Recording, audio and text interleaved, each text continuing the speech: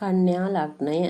කන්‍යා ලග්නයට ලියන ලද මෙම ලග්න පලාපලය පොදුවේ කන්‍යා ලග්න හිමියන්ට වන අතර එය නිවැරදිව තමාට බලපාන ආකාරය තම තමන්ගේ ජන්මපත්‍ර මගින් නිවැරදිව පරීක්ෂා කර බලාගත යුතුයි.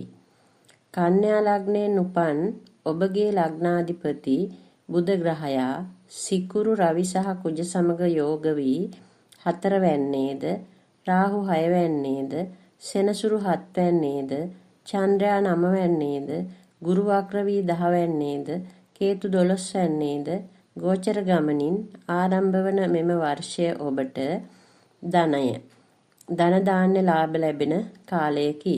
ආදායම වැඩි වේ. මිල මුදල් ආදී වස්තු ලැබෙන කාලයකි.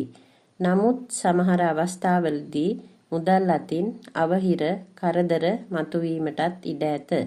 නොසිතූ අන්දමින් අනවශ්‍ය වියදම් මතුවිය හැකිය.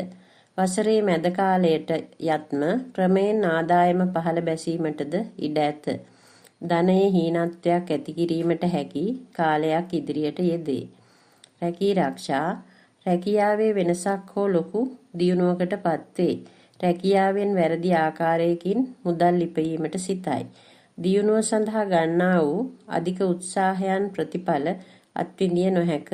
ස්වාමියාගෙන් හෝ සේවා ප්‍රධානියාගෙන් අකාරුණික භාවයද අප්‍රසාදයද ලැබෙන්නට පුළුවන්. තම යටහත් පහත් සේවකයන් සමග ආරවුල් ඇති කර ගනී. ගෘහ ජීවිතය කරගෙන කටයුතු වැඩ කටයුතු අමුතුවෙන් ආරම්භ කරන කටයුතු දියුණුවට පත්වේ. මවගෙන්ද සැප ලැබේ. නම හොඳ වේ. සමාජයේ හොඳ තත්ත්වයකට පත්වේ. අලංකාර දේ ලැබීමෙන් ප්‍රීති වේ. පවුලේ දියුණුවට හේතු වේ. නායකයින්ගෙන්ද හිතවතුන්ගෙන්ද උපකාර ලැබේ. යම් යම් මිල මුදල් සම්බන්ධයෙන්ද ලාභ ලැබේ. ස්ත්‍රීන් නිසා සැප ලැබේ. මවගෙන් උපකාරද සිත් ප්‍රීතිය වාසනාවද ඇතිවේ. ප්‍රීතිමත් වාහන සැප ගමන් යෙදෙන කාලයකි. ගෙදර දොර සැප පහසුතා ඇතිවන ආකාරයේ සැප පහසුව ලැබේ.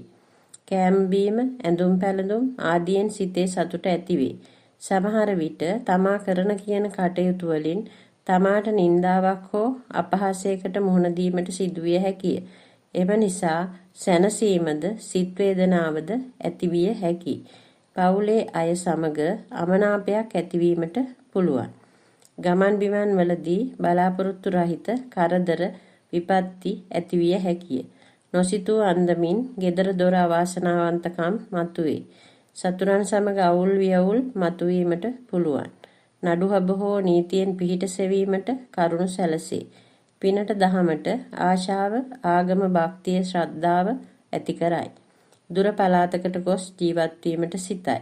පෙර පිනක් උදාවන කාලයක් ලෙසද ආගම භක්තිය හා ශ්‍රද්ධාව වැඩි වෙන කාලයක් ලෙසද හැඳින්වේ.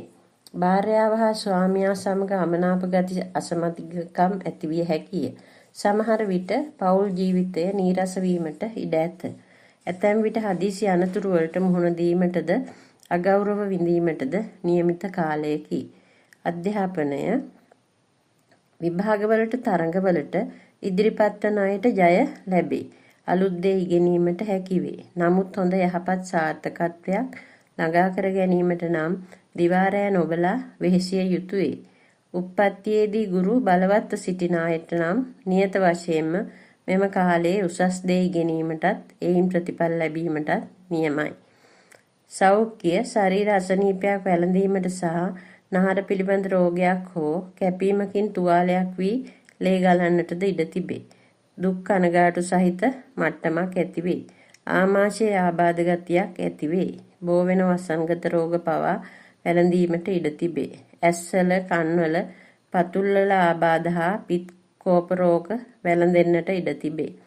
සුබ දවස් බදාදා බ්‍රහස්පතින්දා සිකුරාදා සුබ වර්ණයේ කොළ සුබ අංකය 2 3 5 7 සුබ මැණික් පච්ච ගෝමේද. ඔබට සුබ දවසක්.